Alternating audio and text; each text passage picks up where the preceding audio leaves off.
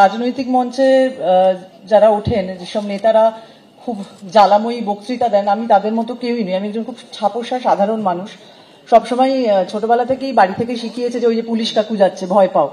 তো আমি হচ্ছি সেরকম একজন মানুষ যে পুলিশ দেখলেই ভয় পায়। এখনো যখন সিগনালে পুলিশ দাঁড়িয়ে থাকে, যদি সামনের দিকে হেঁটে আসে মনে হয় যেন আমার গাড়িটাই ধরতে আসছে, কিছু একটা আমি ভুল করে ফেলেছি। তো আমি একদম সেরকম মানুষ। আর এখন কিছু বললে পরেই যেটা সবার প্রথমে হচ্ছে যে কিছু না বললে আমি তৃণমূল, কিছু বললেই হচ্ছে আমি রামবাম, এরকম একটা আলাদা করে ভাগ করে দেওয়া হচ্ছে। আমারই একজন সহ অভিনেতা জিতু এক্ষুনি বললো যে আমার একটি ভোটার কার্ড আছে, আধার কার্ড, তাহলে এত কষ্ট করে করা হলো, কত ঝামেলা বলুন তো এইসব করার জন্য, এটার সাথে এটা যুক্ত করো, ওই অনলাইনে এইসব সমস্ত করে এত কিছু যে করলাম, তাহলে তো কোনো মানেই না দাঁড়ালো না, তাহলে তো একটা দলের আন্ডারে কাজ করলেই হতো আর কি। সেরকম তো কোনোদিন কিছু করলাম না, কিন্তু তারপরেও কেন এত যে ট্রোল হতে হয় সোশ্যাল মিডিয়াতে, কাজের জন্য হলাম ঠিক আছে, কিন্তু প্রতিবাদ করলেও ট্রোল হচ্ছি। মানে এইরকম অদ্ভুত আমি কোনোদিন কোন দেশে আছি সেটাই বুঝতে পারি না। যাই হোক, খুব সাধারণ ছাপোষা করি একটু কথা বলছি। আমরা একটি দল, মানে আমাদের হঠাৎ করে 14 তারিখে রাত্রিবেলা যখন আমরা হাঁটলাম, হাঁটার পরে বুঝতে পারলাম যে কি জানি কোনো মানে না রেখেই বোধহয় হাঁটছি, এটা কোথায় গিয়ে পৌঁছবো। বুকের ভেতরে একটা খুব কষ্ট হচ্ছিল, কান্না পাচ্ছিল, কিন্তু কাঁদতে পারছি না। তার কারণ আমার মনে হয় কান্নাটাকে না সবাই আমরা একটু চেপে রাখি, কাঁদলেই না একটা কেমন শরীরটা ছেড়ে দিচ্ছে, রিল্যাক্স হয়ে যাচ্ছি। আমি রিল্যাক্স হতে চাই না, আমি এই কান্নাটাকে চেপে রাখতে চাই যাতে এটা অনেক দূর অব্দি পৌঁছতে পারি। তো আরজি করের সামনে 15 তারিখ রাত্রিবেলা যখন যাই, হঠাৎ করে কিছু ছেলেমেয়ের সাথে আলাপ হয়ে যায়। তারা প্রচন্ড যে সৈনিধি চলো, এখানে চলো, নবান্ন চলো, কালীঘাট চলো, কিছু একটা করতে হবে, পারছি না, বাড়িতে বসে থাকতে পারছি না। ভদ্রেশ্বর থেকে একটা মেয়ে এসছে, রোগা শীর্ণ জীর্ণ একটি মেয়ে। আমি বললাম তুই কি করে বাড়ি যাবি এত রাতে? আমাকে বলছে আমি জানি না সৈনিধি, আমি বেরিয়ে চলে এসেছি এত রাত্রিবেলায়, কিন্তু আমার বাড়িতে থাকতে ইচ্ছা করছে না, আমার মনে হচ্ছে যে কোথাও একটু যেতে হবে, কি করবো বলো তো, বুঝতে পারছি না।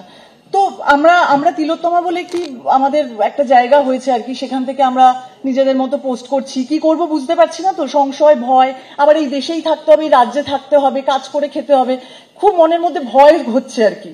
তো আমরা তিলোত্তমা বলে গ্রুপে আমাদের একটা লেখা হয়েছে, তো সেটাই একটু পড়ে আপনাদেরকে শোনাতে চাইছি।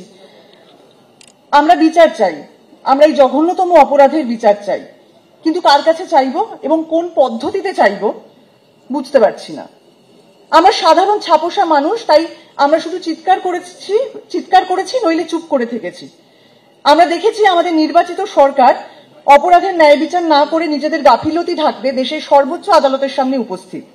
আমরা আরো দেখেছি রাজ্যের শাসক দল নিজেরাই বিচার চাইয়ের দাবিকে প্রহসনে পরিণত করার আপ্রাণ চেষ্টা চালাচ্ছে। আমরা একই সঙ্গে এটাও দেখছি বাকি ছোট বড় রাজনৈতিক দলগুলি অবস্থা বুঝে ঘোলা জলে মাছ ধরতে নেমেছে। আমরা সব দেখছি আর তার মধ্যেই প্রতিবাদ করার চেষ্টা করছি। আমাদের অনেক মতের অমিল আছে, সংশয় আছে, আর আছে ভয়, তবু আমরা পথ ছাড়বো না। আমাদের মনের মধ্যে, মাথার মধ্যে অনেক প্রশ্ন ঘুরছে।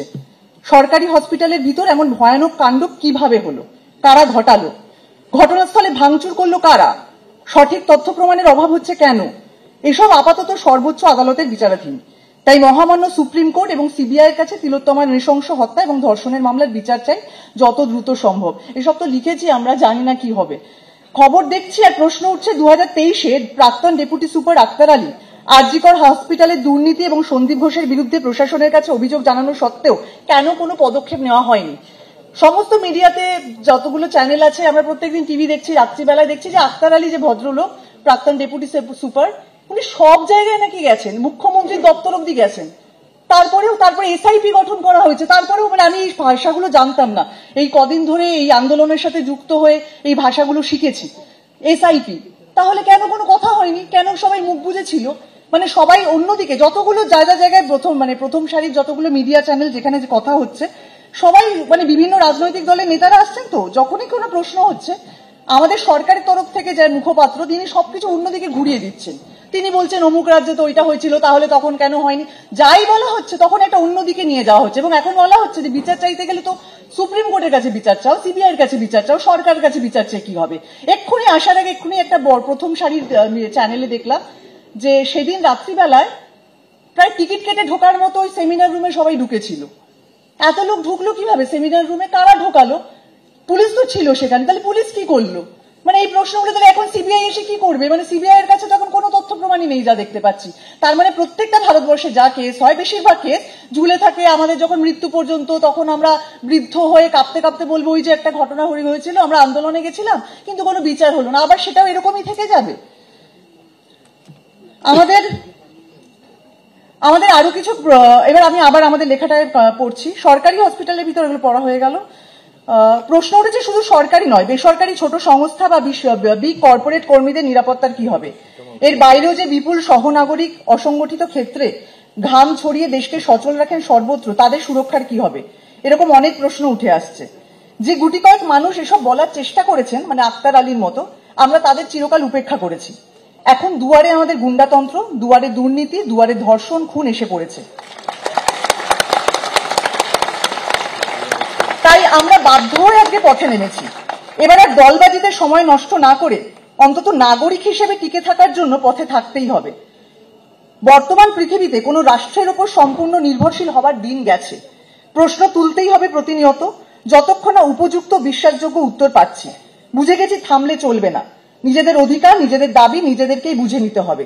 দরকার হলে লড়াই করেই আদায় করতে হবে একজন সাধারণ মানুষ হিসেবে। ছোটবেলায় শুনতাম যে পড়াশোনায় ভালো না হলে নাকি ডাক্তার হওয়া যায় না, ডাক্তার হওয়ার জন্য প্রচুর নাম্বার পেতে হয়, প্রচুর খাটাখাটনি করতে হয়। তো এখন দেখছি যে শুধু তো সেটা করলেও চলে না, মানে এখন তো দেখছি যে কিভাবে এই রাজনৈতিক নেতারা যারা রয়েছেন তাদেরকেও কিভাবে সামাল দেব, একটা সামান্য জায়গাতে কিভাবে, মানে আমি দূরে থাকি, মফস্বলে থাকি, সেখান থেকে আমার বাবা মা, মধ্যবিত্ত বাবা মা, তাদের সমস্ত পুঁজি দিয়ে আমাকে ডাক্তার হওয়ার জন্য তারা লড়াই করছেন। সেখানে আমাকে কি করে একটা আমি ঘর পাবো, কি করে একটা মানে পড়াশোনা করে পাশ ফেল, সবকিছুই সেই সব নেতারা কন্ট্রোল করছেন। বিভিন্ন লবির কথা শোনা যাচ্ছে, কোথা থেকে এলো এগুলো? মানে আমরা তো কোনোদিনও, আজকে তো তিলোত্তমার মৃত্যু আমাদের সবটা চোখে আঙুল তুলে দেখিয়ে দিল। না হলে তো আমি বসে বসে তাহলে ছবি বানাতাম, অভিনয় করতাম, ওই রিল বানাতাম, পোস্ট করতাম, হয়ে যেত, আমার তো কাজ শেষ হয়ে গেল। কিন্তু এই যে নাগরিক হিসেবে আমাদের যে দায়িত্ব, তিলোত্তমার মৃত্যু সেটা বোধহয় আমাদেরকে একেবারে দাগিয়ে দিল যে এবার তোমাদেরকে পথে নামতে হবে। না হলে পরে এই যে আন্দোলনে আমরা নেমেছি, আমাদেরও কিন্তু একটা সময় তিলোত্তমার মতোই অবস্থা হবে। এইটা আমি লিখে দিতে পারি, এটা আমি বলে দিতে পারি যে এখানে আমরা যারা আছি, যারা এখানে বসে আছেন, আমি তো বহুদিন ধরেই আরজিকর এবং মেডিকেল কলেজের এই জুনিয়র ডাক্তারদের সাথে কথা বলছি। ওরাও কিন্তু আর ভালো থাকবে না, ওদেরকে ফেল করিয়ে দিয়ে কোথাও একটা ওদের বয়সটা পার করিয়ে দিয়ে এমন কোথাও পাঠিয়ে দেবে, তাহলে আমরা কোনোদিন এরপরে যদি আমরা আন্দোলনটা শেষ করে দিই, তারপরে ওদের হদিশও আমরা খুঁজে পাবো না, নিজেদেরও হয়তো খুঁজে পাবো না, ওদেরকেও আর পাবো না। তাই জন্য এখন এইটা কিভাবে সুস্থভাবে চালানো যায়, আমরা 1 তারিখ একটা মহামিছিলের ডাক দিয়েছি। ওই যে বললাম প্রচুর সংশয়, প্রচুর ভয়, কি করব বুঝতে পারছি না, জানি না। ডাক তো দিয়েছি, আসুন সবাই এই আন্দোলন যতদিন চালিয়ে নেওয়া যায়, কারণ তারপরেও আস্তে আস্তে পুজো আসছে, পুজোর হয়তো এতে আমরা এটাই মনের মধ্যে ভয় হচ্ছে যে পুজোর আনন্দে বোধহয় আমরা সবাই বোধহয় আস্তে আস্তে সামিল হয়ে যাব। মিডিয়া আমাদেরকে সত্যি কথা অনেক কিছু তুলে ধরছেন, যার জন্য আমরা এগুলো জানতে পারছি, কিন্তু তারপরেও হয়তো মিডিয়াও হয়তো পুজোতে মেতে উঠবে, তখন হয়তো আস্তে আস্তে এই আন্দোলনের যে মূল যে এটা, মানে আমাদের যে শিকড়টা, সেটা বোধহয় আমরা আস্তে আস্তে হারিয়ে ফেলবো। সেইটা আমার একটা মনে ভয় হচ্ছে। সেটাই সবার কাছে অনুরোধ, যেন এই আন্দোলনটা চালিয়ে যাই যতক্ষণ আমরা বিচার পাচ্ছি, যতক্ষণ আমরা একটা সুস্থ সমাজ পাচ্ছি, যেখানে দুর্নীতি মুক্ত একটা সুস্থ সমাজ, যেখানে এই সিন্ডিকেট রাজ, হেলথ সিস্টেম, আমাদের কি বলে এডুকেশন সিস্টেম, সবটাকে নষ্ট করে রেখে দিয়েছে। কোথাও আমার রিসেন্টলি বিয়ে হয়েছে, আমি আমার হাজবেন্ডকে বললাম যে মা হব, কোন দেশে মা হব, সন্তানকে নিয়ে এসে এই দেশে রেখে দিয়ে যাব? আমি চাই না এইরকম দেশে মা হতে। আমি আমার সন্তানকে এই দেশে, দুর্নীতি যতক্ষণ আছে, আমি এই দেশে পারবো না আমার সন্তানকে নিয়ে আসতে। এইটুকুনি কথা বলার, সবাই পাশে থাকুন। এটা খুব একটা খারাপ সময় বড়া ছিল, কিন্তু তিলোত্তমা দেখিয়ে দিল যে আরো খারাপ সময় আমরা আছি। শুধু আমরা যেন সবাই সবার হাতটা ধরে থাকি, সবার পাশে থাকি, এইটুকুনি আমার কথা বলার। নমস্কার।